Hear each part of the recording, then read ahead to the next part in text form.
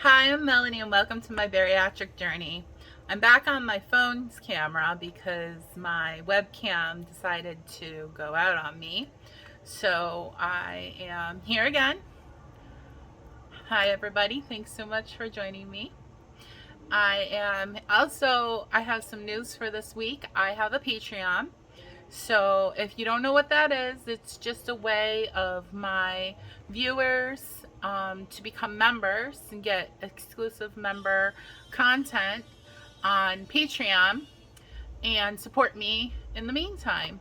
And I really appreciate your support, whether it's comments below, liking my page, liking the video, subscribing to my page, going to my blog. All of these things mean a lot to me because I know that I'm reaching people, and that's my goal, is to really be able to help as many people as I can. So today, what is today all about? Today is going to be about eating with your body in mind.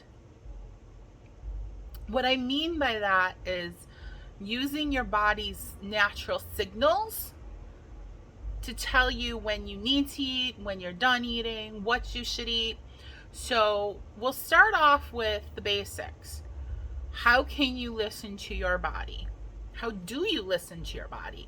It's not something that comes supernaturally as we grow older, because we have the mindset of diet culture and bad foods versus good foods, and you need to exercise this much, and don't eat butter, but then eat butter, and there's so many things that we're bombarded with over the course of our lives that turn into this record in our head talking about what we need and don't need for our bodies, when in reality, from the day we're born, we are programmed with the knowledge to read our bodies to know what we need.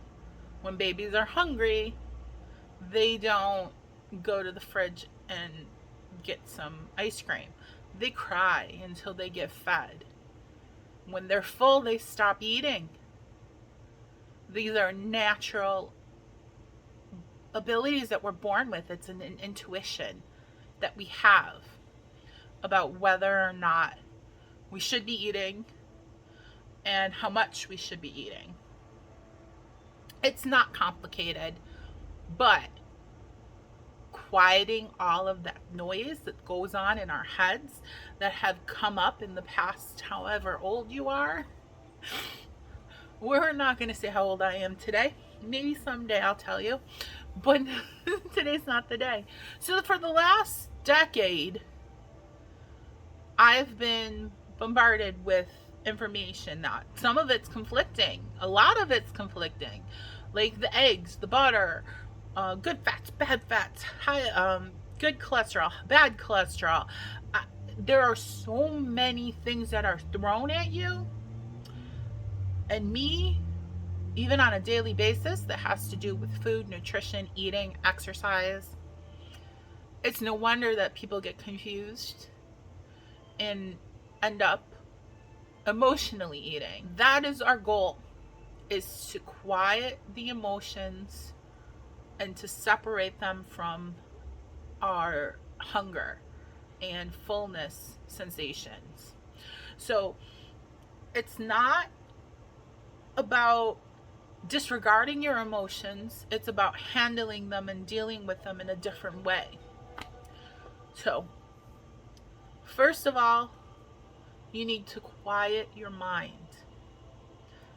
Quieting your mind could be a big problem for a lot of us because life is so busy. We have so many thoughts going in our heads, and then we tend to cling on to a thought and then overthink. And quieting your mind is very important.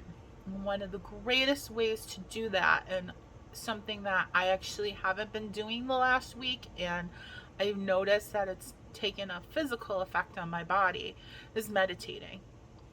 You don't need to meditate for an hour at a time. You don't need to meditate every day. Should you meditate every day? I would highly recommend it. But it can be for 5 minutes.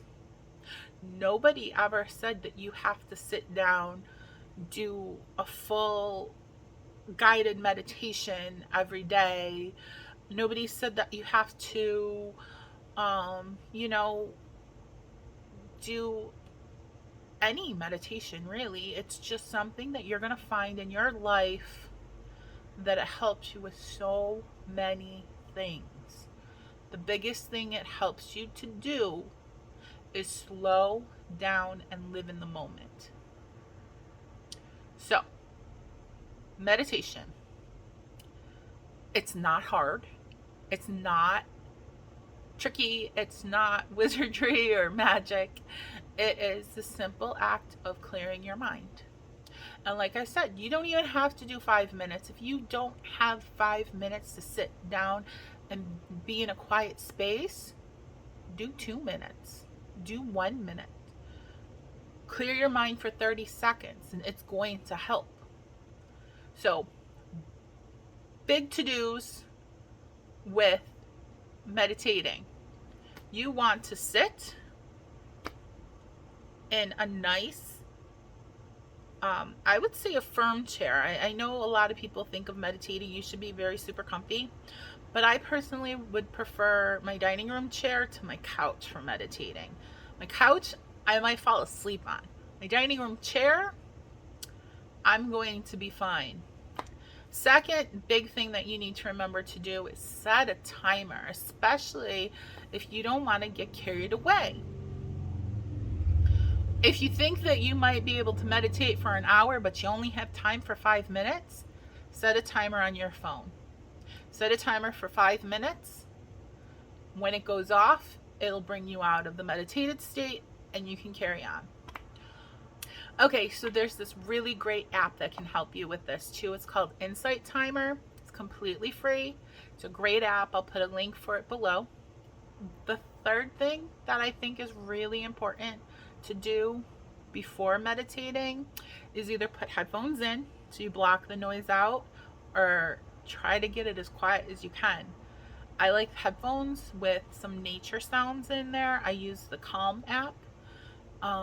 But there's a lot of free, Calm is free, but there's also a lot of free videos on YouTube, like I can actually put some links down below to some of my favorite meditation or just calming videos that you can use for meditation. So how to do it: you want to sit with your feet comfortably but firmly planted on the ground. It's important. You see a lot of people doing crisscross applesauce for with their legs crossed for meditation, and that's fine if you're flexible enough. But I am not. And getting down and up off of the floor isn't easy for me either. So I sit in a dining room chair with my back straight, my shoulders down, dropped back, my head straight, my feet on the floor, my hands on my knees, close my eyes. And then what? Meditation isn't easy because a lot of people go, okay, I could sit there for 5 minutes. I can set my timer. I can do all of these things, but then what do I do? So I recommend nothing.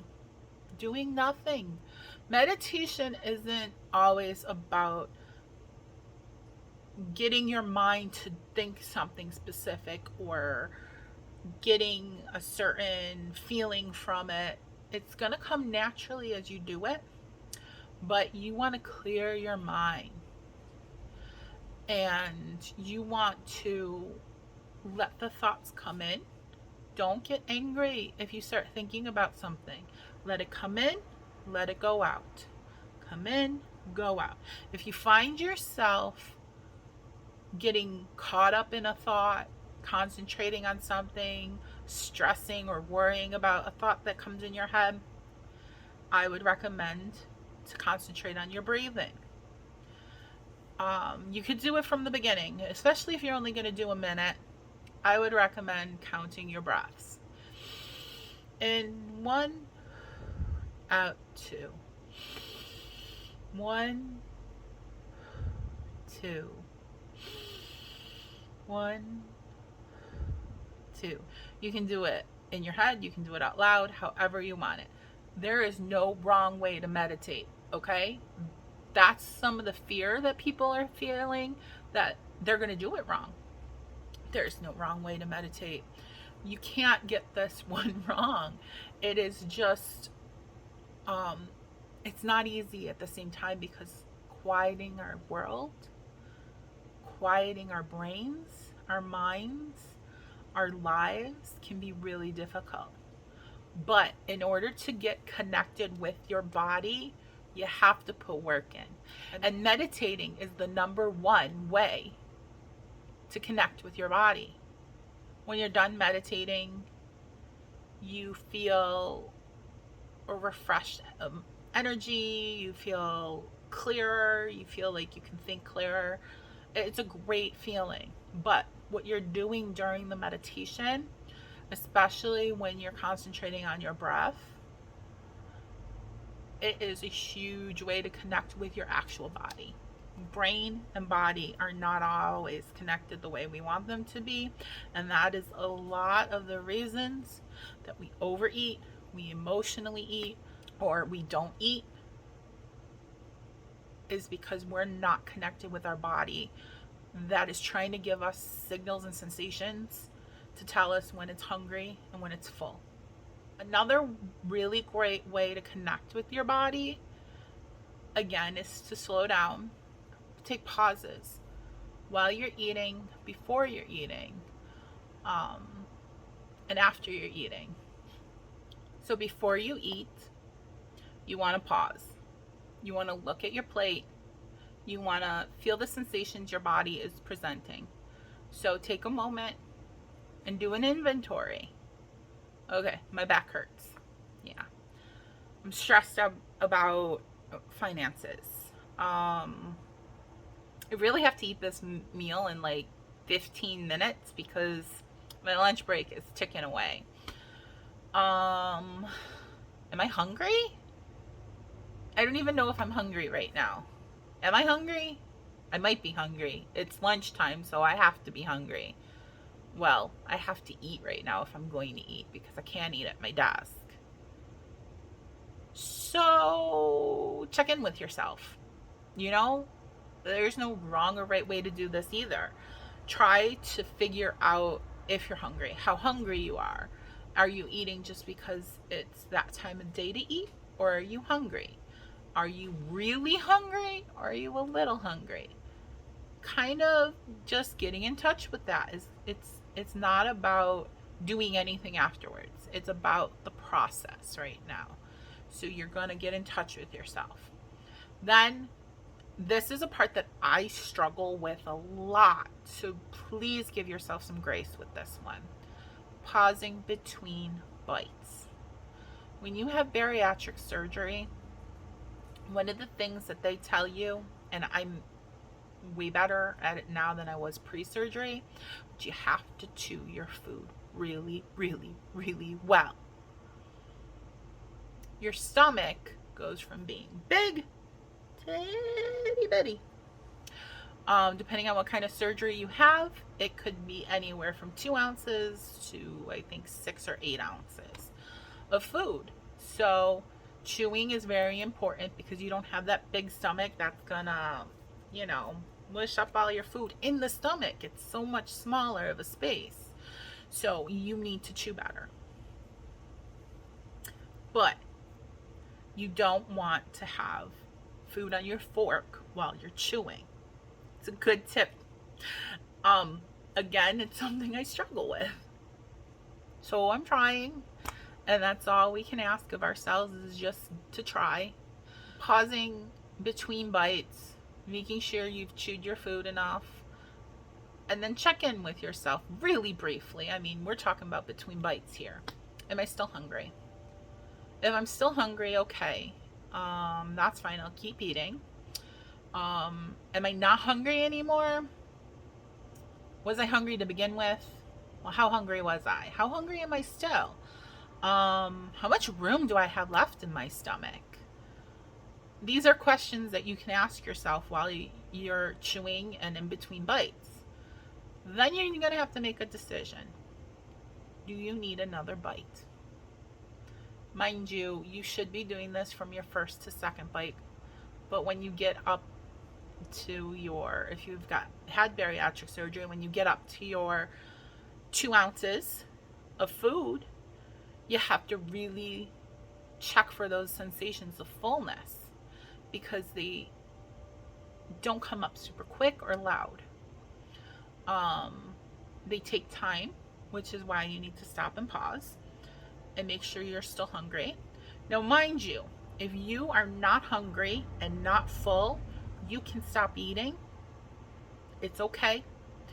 If you're not hungry and you're not full, but you feel like you still want a couple more bites, take another one. Pause, reevaluate, see if you have room for another bite. Go ahead, have 2 more bites. But that's if you're not full. I stress this because it's another thing that I'm struggling with. I'm eating too fast, and then I start feeling full, and I'm like, I have a bite left on my plate. I don't have to finish that bite. I was trained as a child to take only what you're going to eat. So I feel like if I took it on my plate, I should eat it. It's not that important to finish your food on your plate. Actually, it's not important at all to finish your food on your plate. You could eat half of the food on your plate and or half a sandwich and throw the rest of it away because you're not hungry, and it's okay. I'm not advocating for wasting food, but I'm also not advocating for you to destroy your body just because you made yourself a plate that was too big. When your eyes are bigger than your stomach, you don't have to punish yourself. So the last thing I want you to do is slow down after you eat. 1, because the bariatric patient should not be drinking anything after eating. I've heard tons of people talk about this and saying, my surgeon said it's fine.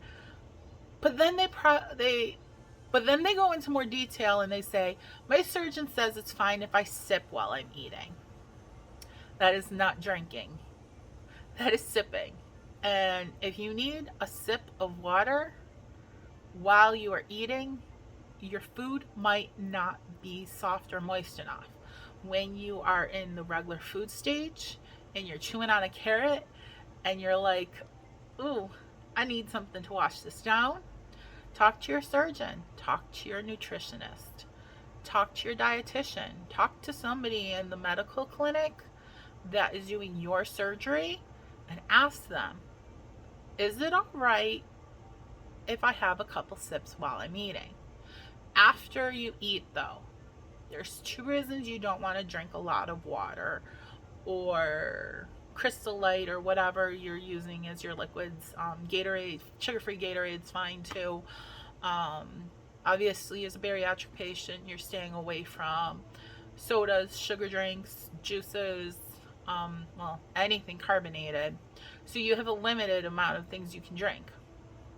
I made the mistake of having a little bit of coffee after I had breakfast today, and I regretted it instantly. If your stomach is small and you filled it with food to the point where you don't want any more food, there's no room for liquid. And liquid tends to compact the food that's in your stomach, and you have a little bitty stomach, and adding liquid to it is going to make you feel uncomfortable, and drinking too much liquid could also stretch out your stomach. Those are things you do not want to happen. As a bariatric patient, you need to listen to your doctors. You need to listen to them when they say don't drink before eating, don't drink after eating. Listen to them when they tell you how much, how long, and all of that. My personal experience is if I don't wait 20 minutes after I've had a lot of liquids or wait 20 to 30 minutes after I've eaten to drink a lot of liquids, I can't handle anything more than a sip, maybe two. It's just the way my body is working. And the reason I know this is because I'm listening to my body. So, thank you so much for watching. I know that we talked a little bit about eating with your body in mind. Like my video and subscribe above. Thanks again so much for watching and for hanging out while I was having some issues with my health. I also had some issues with my vehicle. I am the proud new owner of a red PT Cruiser. Yay!